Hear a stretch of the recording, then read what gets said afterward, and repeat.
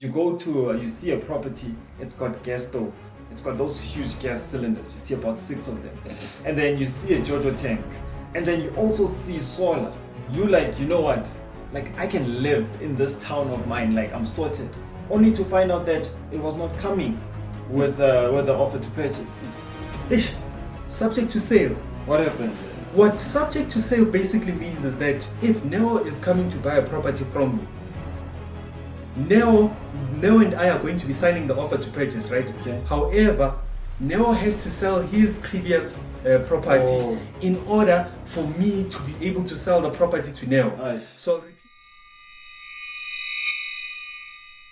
there are important things that you really need to understand before you sign any contract, right? Yeah. So that's what we're going to be speaking about today. For someone who hasn't really understand or who doesn't understand property, can you please just say or explain what is an OTP or offer to purchase? Yeah. So an offer to purchase is a document that's legally binding you to the terms and conditions of facilitating the sale between the seller and the buyer. So basically in that offer to purchase, we as the sellers or as the buyer will be agreeing to what is stipulated or what's happening on the ground. So for instance, the level as the seller would then put them, of course, through the estate agent that I'm selling my property at X amount. And then I as the buyer will be putting an offer that am I accepting that price or not. But here's what I really want us to understand, right? An offer to purchase is not only one way. A lot of people miss it that way, that an offer to purchase is just me signing it. It's my duty as the investor or it's my duty as the buyer to take that document, go home with it, even if that agent can say that I've got 10 people that want to buy right now. Go home with it, really understand what's happening there. And then if I'm not happy with a specific clause, I then need to outline that I'm not happy with this clause. Because I'm going to give you another example that we found ourselves in just recently. The offer to purchase stipulated that we need to use their bond originators. Now, you'd never know if their bond originator is working for a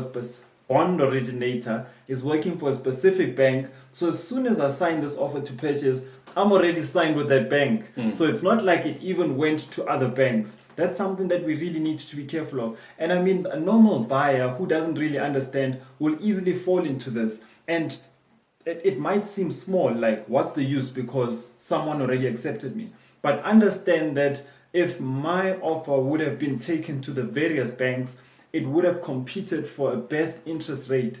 So yes, someone can say, but Oksala, you're fine. I got my property.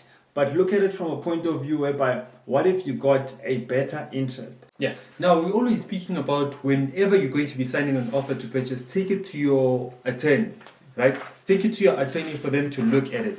Now, there's something that's called a suspensive condition, right? Now we're going deeper into the content. That sounds like a car, something of a car. Yeah, like the suspension.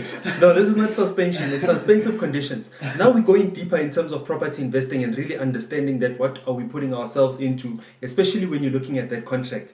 Now in suspensive condition, let me just explain what suspensive conditions are, right? Yeah. So suspensive conditions are conditions whereby I'm saying that this contract is good to go, but if this doesn't happen, then the contract is null and void.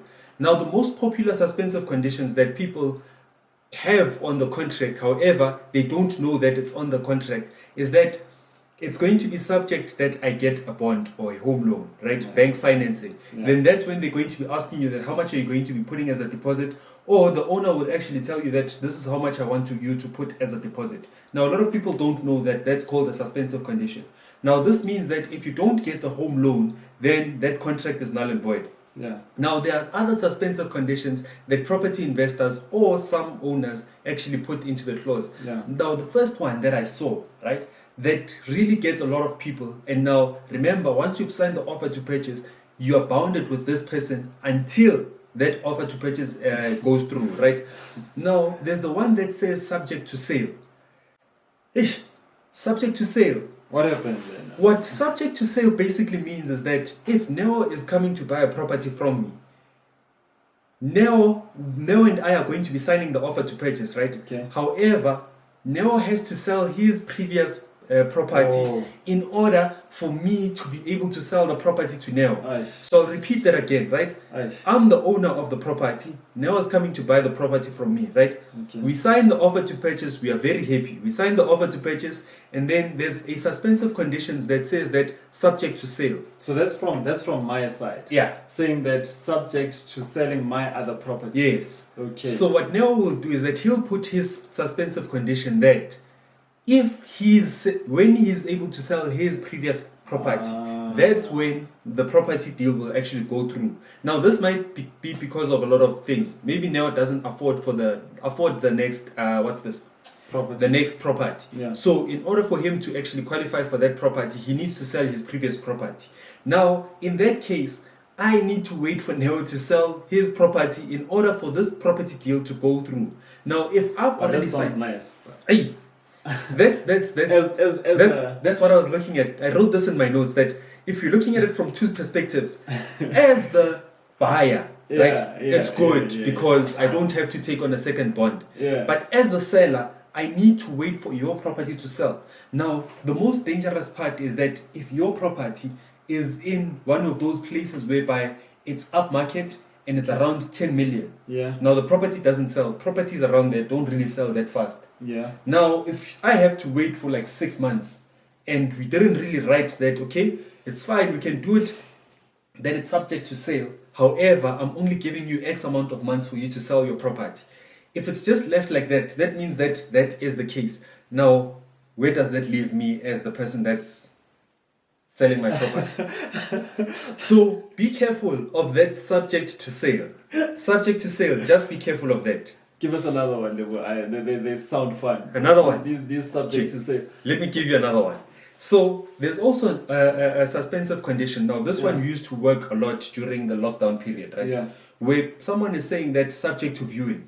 So subject to viewing means that I'm going to sign the offer to purchase. However, with that offer to purchase signed, it's going to take effect once I've viewed the property. Now, if I sign the offer to purchase and I'm happy with it, and I'm saying that, you know what, I'm willing to buy your property. Your property was listed for 10 million. I'm willing to buy your property at 10 million. However, it's subject to viewing, right?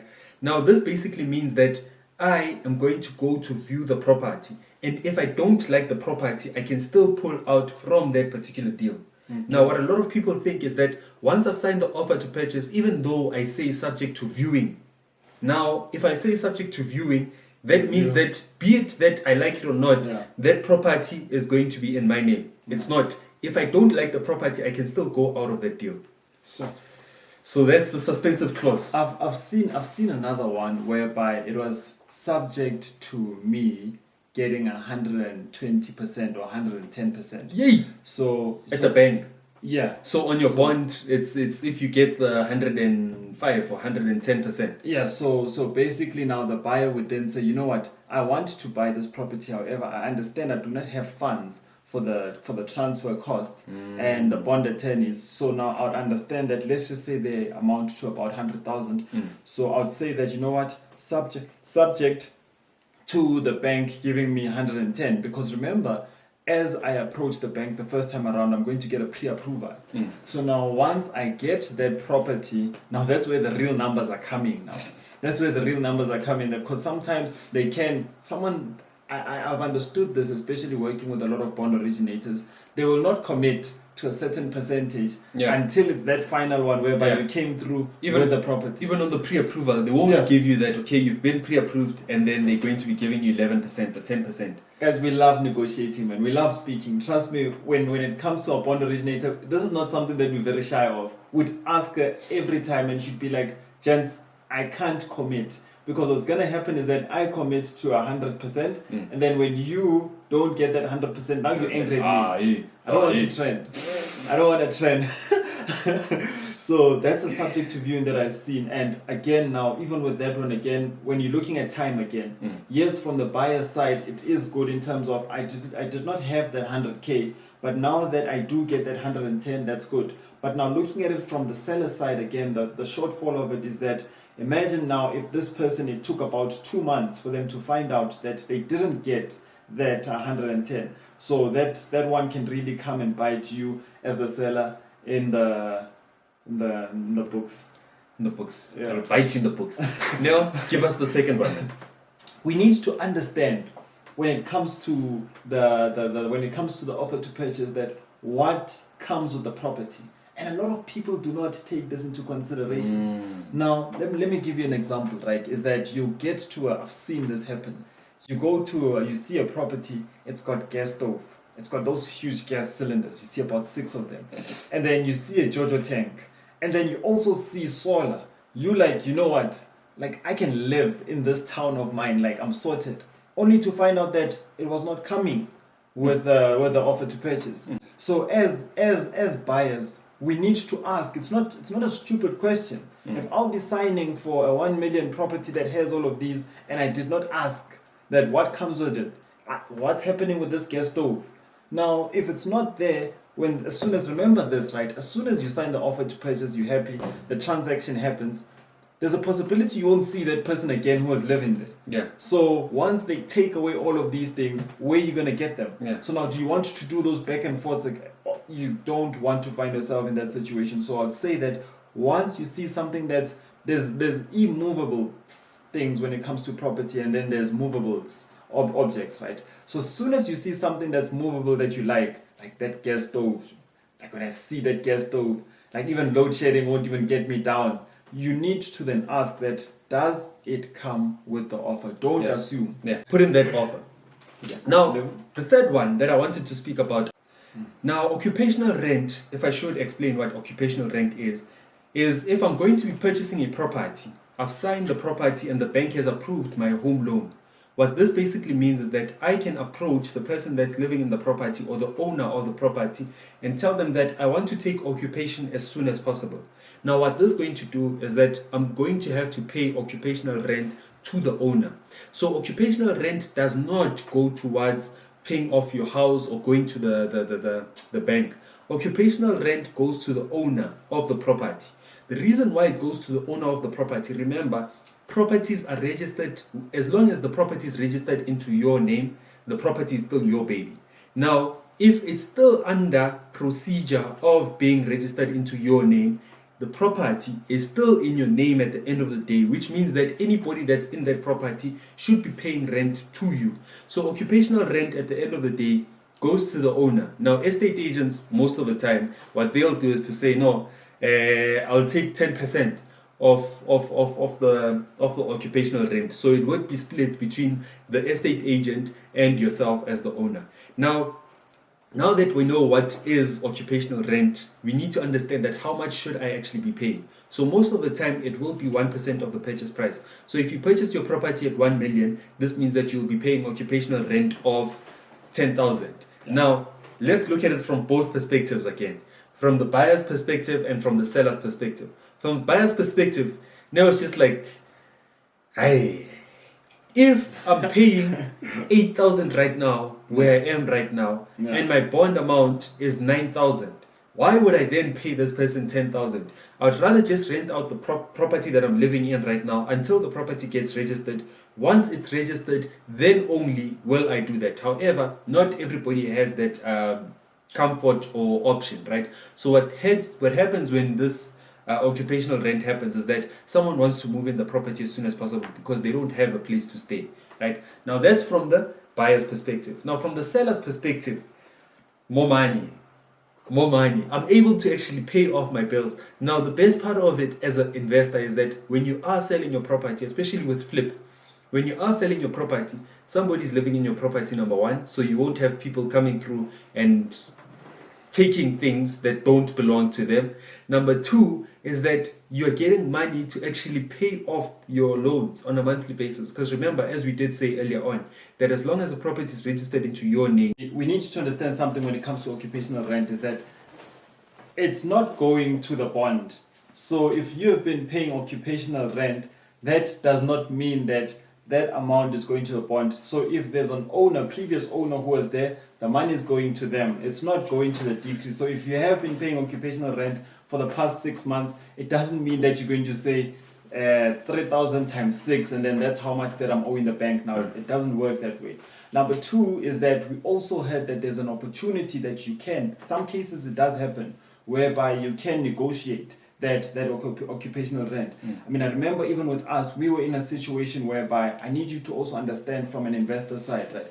We were in a situation whereby we just fixed the property and then we just wanted to get rid of it. We're not living there. So understand something, if nobody's living there, that means that house is at risk because now people around will see. So if that person came through to us and was like, gents, bare minimum, this is how much that I can afford.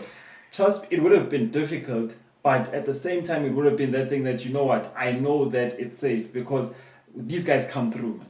I don't know why, but hey, they pull up, man. I remember They pull up, man. I remember we had a property, right, and it was vacant because we're flipping properties, right? We had a property, the property was vacant. And now this property is vacant. Now we're having this person that's coming through and they're just stealing things one by one. Have you ever went to your property, the first time you go, you know that you put a spotlight there in the front yard. When you go back, the spotlight is not there. Maybe the first time you'll be like, maybe they won't come back. You leave. The next time you come back, you know those wires that go to the intercom. Yeah. The next time you they go even back, stole your intercom, bro. They stole your intercom. Imagine Lego had an intercom. You know how nice an intercom, bro. They stole it, bro. the next time you go back, the intercom is gone, and also they were taking out the wires from the ground. So just make sure that if you are flipping a property or if there's nobody living in that property, I mean, I'd rather have somebody living in that property not paying occupational rent. Yeah. However, I know that this property is actually safe. Yeah. When I haven't had the luxury of owning a house with an intercom, Lego beat me to that one. No. You must learn. You must learn. The last one, right, from my side, that's very important, especially if there's tenants involved. You need to understand what is the agreement. Because now, you don't want to find, for me, even right now, we're in a situation whereby we're about to move into a project. You know that you pray that everything goes accordingly. Because what's happening right now in South Africa, especially in terms of, I do not understand why some people do not want to move out. Because this thing causes so much distress on buyers.